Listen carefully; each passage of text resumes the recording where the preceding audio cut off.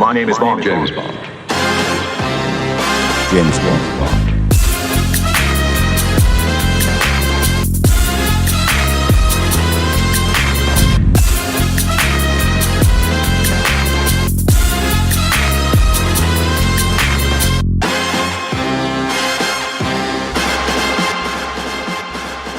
And welcome to Being James Bond, and this is Being James Bond Reviews, where Scott and I are going to review all 24 James Bond films leading up to Bond 25.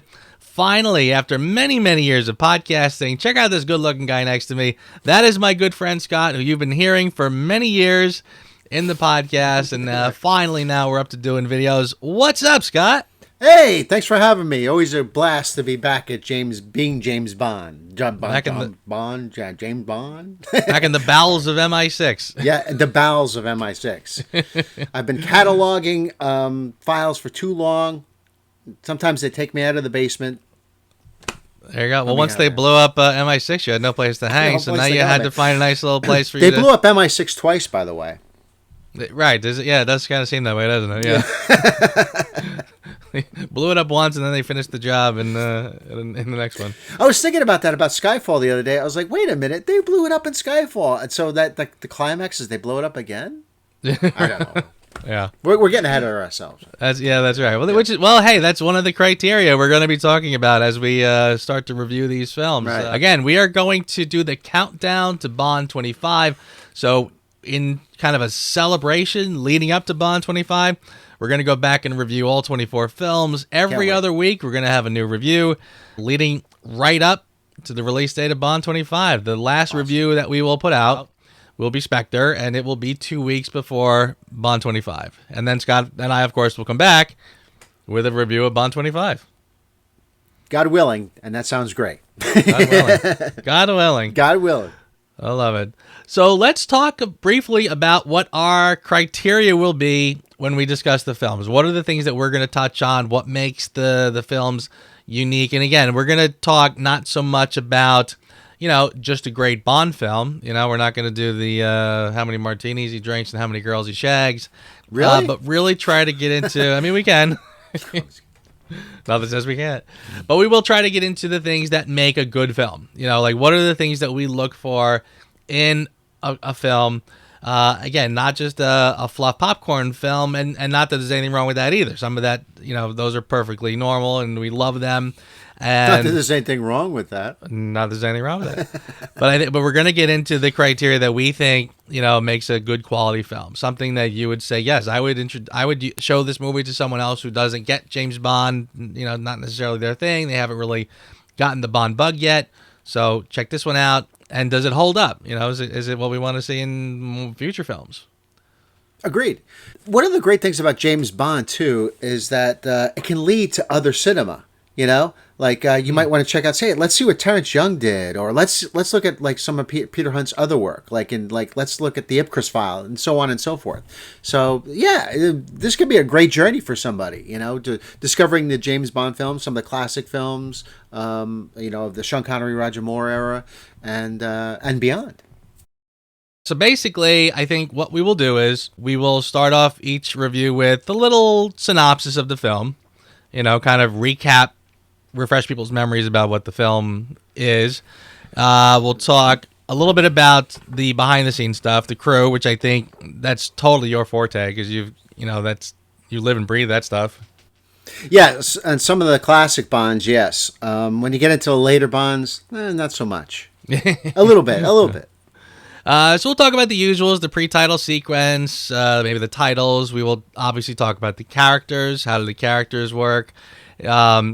And then kind of get into the plot, the general story. How does it work? The bird. Let's talk about the bird. Yeah.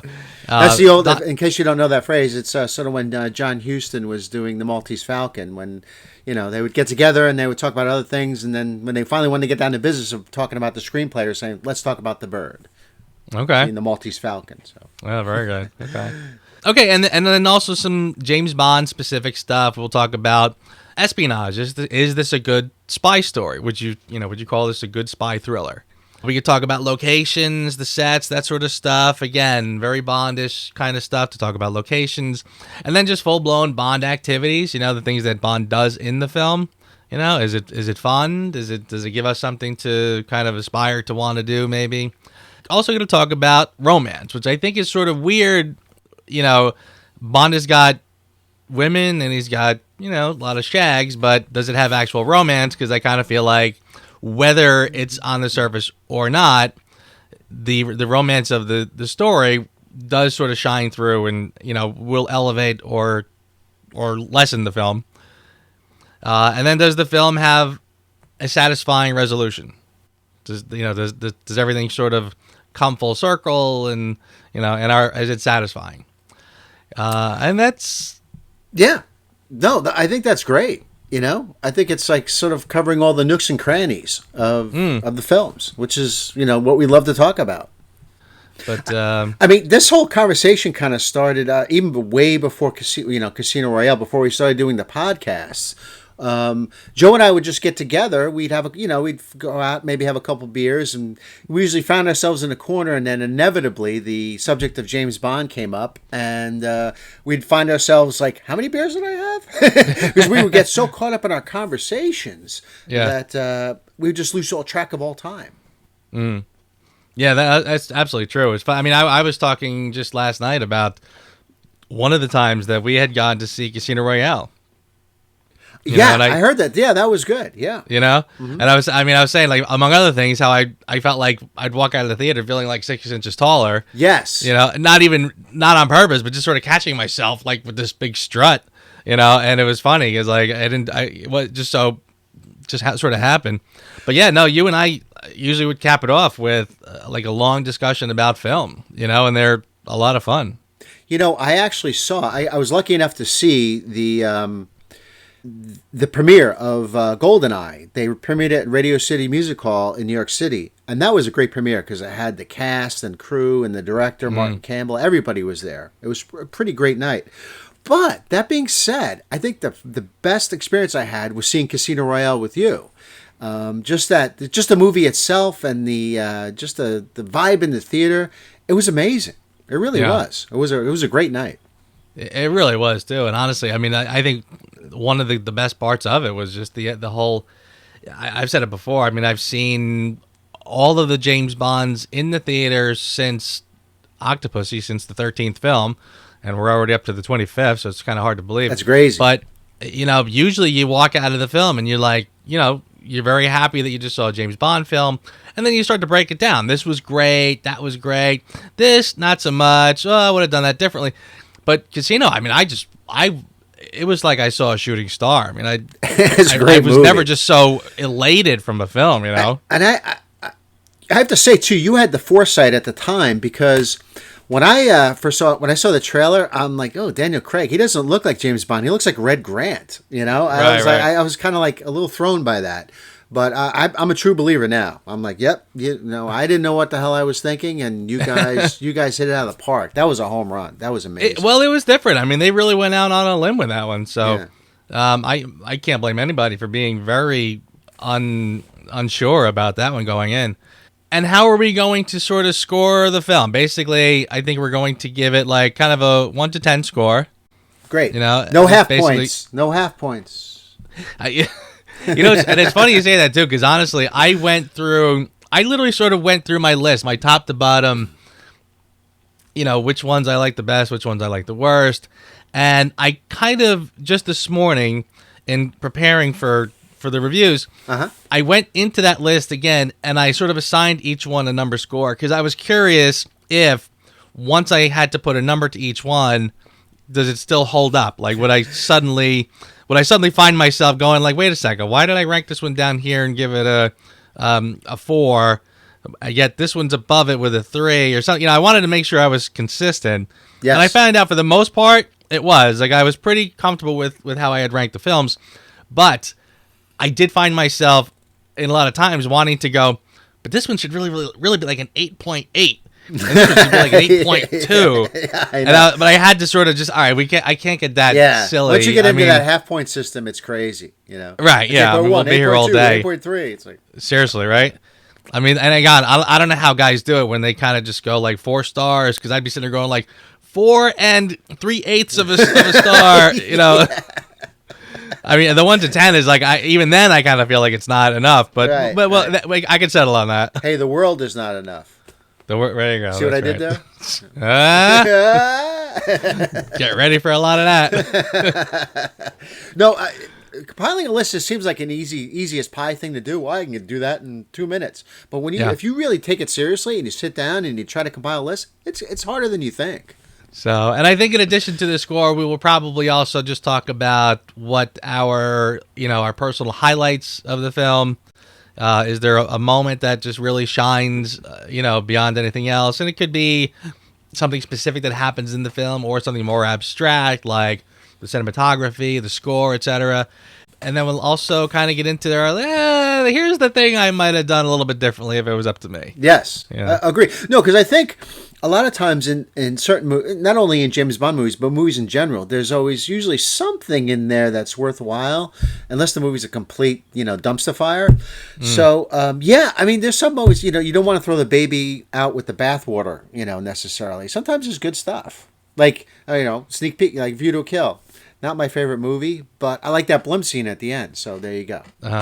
Right, there you go. I mean, and again, to ape a quote from someone else, even the worst James Bond movie is like Sex and Pizza. Even Exactly. when it's bad, it's still good. I agreed wholeheartedly with that. Yeah. I'd rather watch. So I feel like even the ones that we're gonna rank on, I'd be, I can't think of any that I don't have at least some favorite parts. Yeah. You know, there's something in there usually. Absolutely. I mean, even some of the worst, I always say like Brosnan, for example, I feel like he never got a great Bond film, but boy, does he have a good highlight reel. He sure does, yeah. It makes for great trailers, that's for sure. Yeah, absolutely. Yeah. I mean, it's been great because you and I have had a lot of opportunity. I mean, again, the Bond films are rich with things to discuss, to pick apart and talk about. We've done, we've reviewed all the Craig films. We've done revisiteds of the Craig films, which are great. And we've gone in and talked about the music of Bond and things like that. So I mean, we've had a lot to talk about. But honestly, it was funny because we did the film reviews so early in being James Bond in the podcast that I think it was like, well, now we can't do that again, because we already did that. But now that it's like so many years later, and I see so many other YouTubers coming out and doing Bond reviews and stuff, I'm like, you know what? It's time. It is absolutely time to go back. And not for nothing, because your opinions could change too. Yeah, because when you first contacted me about doing this again, I was like, really?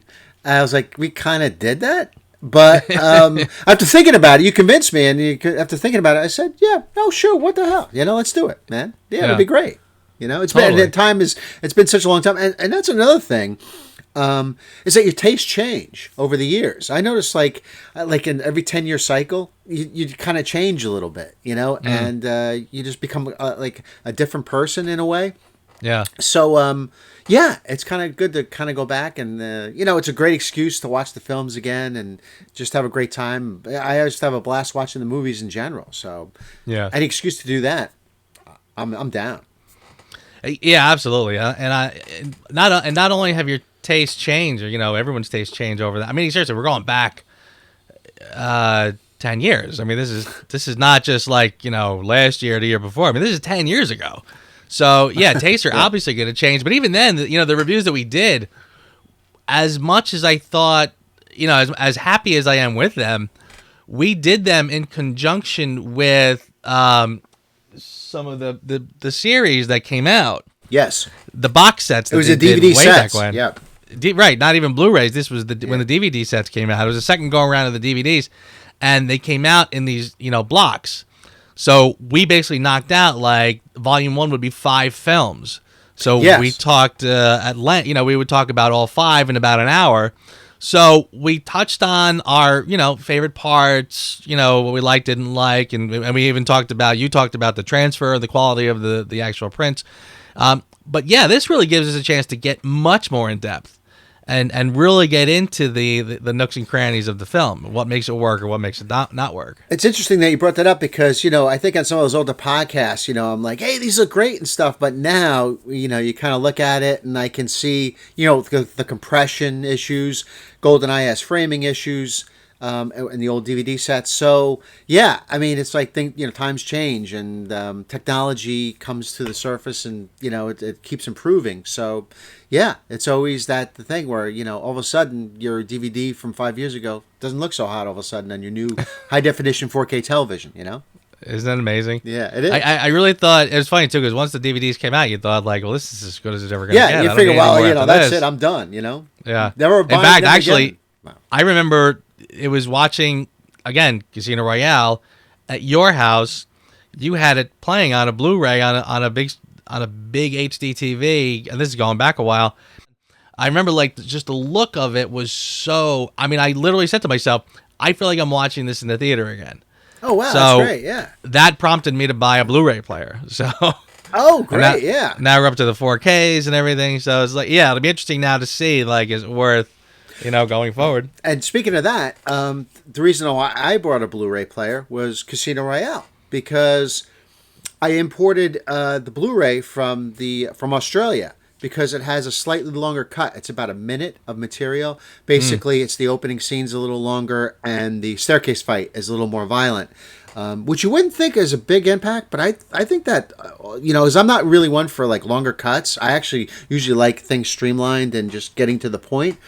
But I gotta say that cut is my favorite of Casino Royale. But that was the reason. That was the catalyst of me buying a Blu-ray player, was to Casino Royale, to see that extra minute of footage or whatever. But yeah, isn't that crazy? Yeah, I know. It all circles back to James Bond. It all circles back. It's all about James Bond again. Yeah. Alrighty. All right, so I think that's it. I think we're gonna now, jump into our next, our first review is Dr. No. And by the way, I like the big, the poster in the background. Oh, you mean the Avengers? No, the other one. Oh, you mean Pulp Fiction? Oh, my big, gigantic, self-serving. There's something else back there,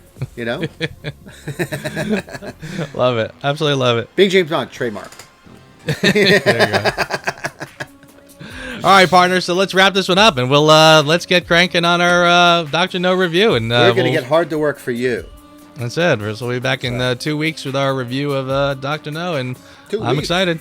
Yeah, that's great. I'm looking forward to it. It's gonna be great. Awesome, man. And dude, honestly, seriously, I feel like people have heard your voice for years, so it's actually great that people can see. Look at this good-looking guy. Look at that smile.